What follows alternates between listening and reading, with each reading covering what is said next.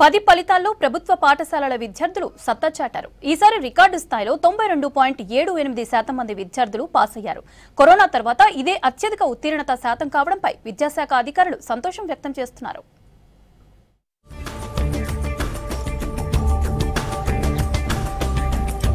Inter మాదిరిగానే 10వ తరగతి ఫలితాల్లో అమ్మాయిల హవా కొనసాగింది. అబ్బాయిలు 91.32% ఉత్తీర్ణత సాధించగా అమ్మాయిలు 94.26% మంది పాస్ అయ్యారు. రాష్ట్రంలో 11,554 పాఠశాలల విద్యార్థులు 10th పరీక్షలు రాశారు.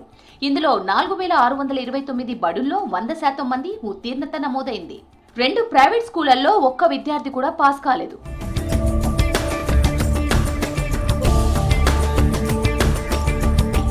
రాష్ట్ర గురుకుల పాఠశాలలు 98.79% ఉత్తీర్ణతతో అగ్రస్థానంలో నిలిచాయి. ప్రభుత్వం తీసుకుంటున్న నిర్ణయాలతోనే సర్కారీ బడుల్లో ఉత్తీర్ణత శాతం పెరిగిందంటున్నారు టీచర్లు, ఉపాధ్యాయ సంఘాల నేతలు.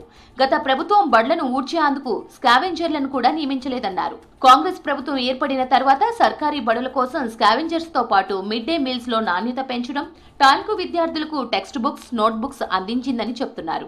గతంలో చాలా మండలాల్లో ఎంఈఓలు కూడా లేని పరిస్థితి ఉండేదని, ఇప్పుడు ప్రతి మండలానికి ఒక ఎంఈఓ ఉన్నారని అంటున్నారు. అన్ని ప్రభుత్వ స్కూల్స్ లో ప్రిన్సిపల్స్ ఉండడంతో విద్యార్థులకు స్పెషల్ క్లాసులు నిర్వహించారని తెలిపారు. దీంతో ఉత్తీర్ణత శాతం పెరిగిందని చెప్తున్నారు. పాఠశాలల్లో కావాల్సిన కనీస సౌకర్యాలు సమకూర్చడంలో ముందుండడం జరిగింది. అదేవిధంగా ఈరోజు మరుగుదొడ్లు కానివ్వండి, పాఠశాల ఊడ్చడానికి గత 2020 నుంచి ఎన్నో పోరాటాలు చేసినాం. కేవలం స్కావెంజర్ల కొరకే పోరాటం చేసిన పరిస్థితి. విద్యార్థులకు గతంలో భోజనాల పరిస్థితి ఎలా ఉందంటే, మిడ్ డే మీల్స్ చాలా అధ్వానమైన పరిస్థితిలో వాళ్ళకు డబ్బులు చెల్లించకుండా ఇబ్బందులు పెట్టిన పరిస్థితి. మరి అలాంటిది లేకుండా ఈ సంవత్సరం ఒక నెల అటు ఇటు అయినప్పటికి కూడా మధ్యాహ్న భోజనం డబ్బులు రావడము కూడా కొంత పిల్లల్లో మార్పు వచ్చింది. ఫలితాలు అనుకున్న స్థాయిలో ప్రభుత్వానికి, ముఖ్యమంత్రి గారికి ఉపాధ్యాయుల సత్తా, మా ఉపాధ్యాయ సంఘాల సత్తా ఏందో ఈసారి చూపించి మంచి ఫలితాలు తీసుకొచ్చాం. 10వ తరగతి ఫలితాలు ఈరోజు మెరుగు కావడం అంటే గత సంవత్సరం కంటే మౌలిక వసతులు కావచ్చు, అదేవిధంగా రిక్రూట్మెంట్ కావచ్చు, గతంలో బుర్ర వెంకటేశ్వర సార్ కావచ్చు, అదేవిధంగా కమిషనర్ వీళ్ళంతా కృషి చేసి ఉపాధ్యాయ సంఘాల ఒత్తిడి, ప్రతి మండలానికి ఒక ఎంఈఓ ఉండాలా, అదేవిధంగా ఖాళీగా ఉండే హెడ్ మాస్టర్ పోస్ట్ ఖాళీ ఉండొద్దు. హెడ్ మాస్టర్ పోస్ట్ ఖాళీ ఉంటే ఏమైతే అక్కడ అనైక్యత ఉంటుంది, ఐక్యత ఉండదు. అంటే నడిపించే నాయకులు లేనప్పుడు వ్యవస్థ సరిగా నడవదు అనమాట. కాబట్టి హెడ్ మాస్టర్ పోస్టులన్నీ ఫిలప్ చేయడం వల్ల ఏమైపోయిందంటే అందరూ ఒక యూనిట్గా పనిచేసి నా స్కూల్లో ఫస్ట్ రావాలంటే నా స్కూల్లో ఎక్కువ రావాలి అంటే ఒక పోటీతత్వమే రాష్ట్రంలో ఏర్పడింది.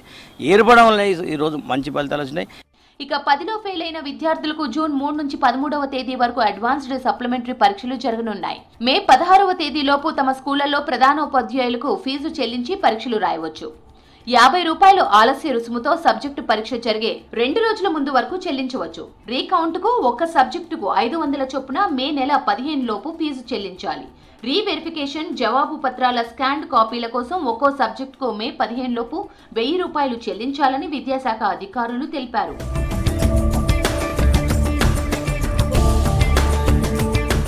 ప్రభుత్వ పాఠశాలల విద్యార్థులు మంచి ఉత్తీర్ణత సాధించడంపై సీఎం రేవంత్ రెడ్డి హర్షం వ్యక్తం చేశారు.